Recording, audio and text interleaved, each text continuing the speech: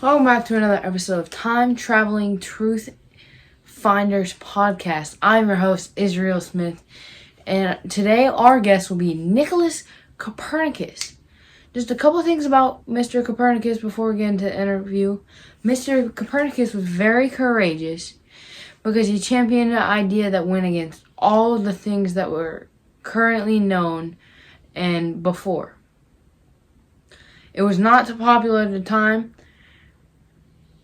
but has become more and more popular as the years go by. So let's welcome Mr. Copernicus. Thank you for having me on. I'm most pleased to be conversing with you today. Let's jump right in. Please tell us about your childhood.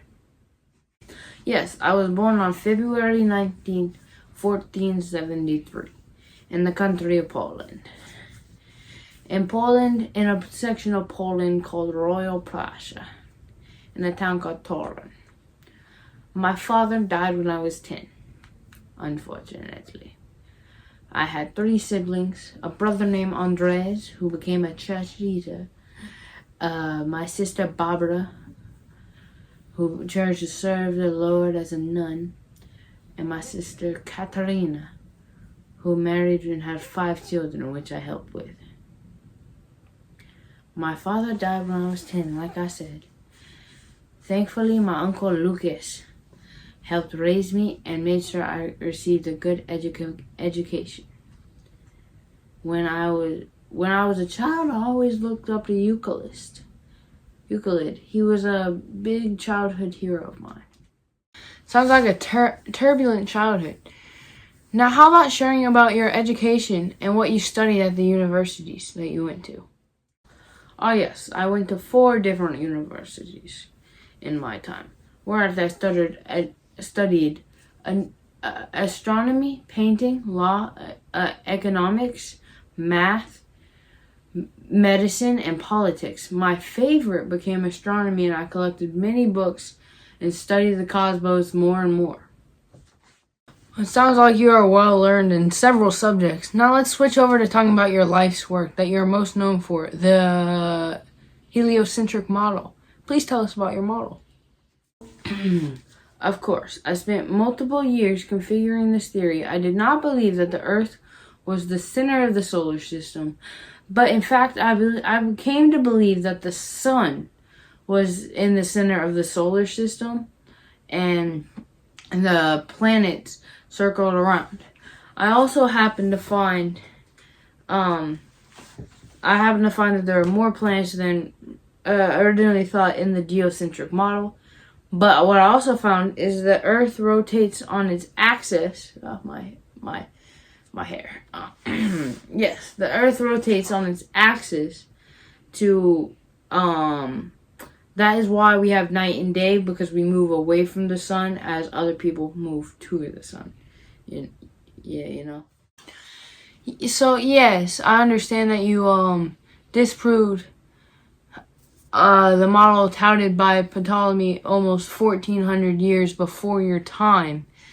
Could you tell us about how your model compares and some of the differences and similarities? Oh, good question. Yes. The main difference is the fact that instead of the Earth, as Ptolemy believed, being the center of the universe, my model has the sun being the center. A monumental change, but another difference is that there's not just a whole ring of stars. A whole ring of stars. A whole ring of stars scattered on the outside. It's just it's scattered everywhere throughout the universe, and they are incredibly far away, very far away. They are farther than Pluto, so they are very hard to get to. It would take, well, actually, I don't know how long it would take, but I assume it would take so long to get to them. And there are just a couple more planets than depicted in Ptolemy's model, and that are in my model. Now, if you don't mind, before we end, we have a little bit of a game to play with you, if you don't mind. Oh, delightful. It's very simple. We're gonna give you 5 historical figures from before your time, and you're gonna rank them 1 to 5 on who you think is the best in your opinion. But the trick is you don't know who's coming next. This is called a blind ranking nowadays, but it wasn't a thing back when you were alive. Splendid. Let us begin. Yes, your first figure to rank is Copernicus, the astronomer. Copernicus did a lot of good for astronomy. I would have to put him at a solid 3. Interesting choice. I don't know if I would have done the same, but your next figure to rank is Plato. Oh, brilliant mind. Great thoughts. Inspirational leader. I don't know. There could be someone better than him, so let's go 2. 2, yeah. Cautious decision. Your next figure to rank is Ptolemy. Oh, yikes. I don't know that anyone who's done more damage to astronomy. However, there are worse people and historical people in the world. So, on the safe side, I would have to choose 4. Very smart decision. So, you have the 1 and the 5 open. Your next figure is Euclid. Ah, my childhood hero. Father of geometry. Influenced my life very much. Out of pure respect, I have to go 1. Ooh, your last ranking is Nicholas Copernicus. What do you think? Bravo, bravo. That was very fun. I don't know if I necessarily agree with me being in 5, but otherwise I'm pretty happy with the list.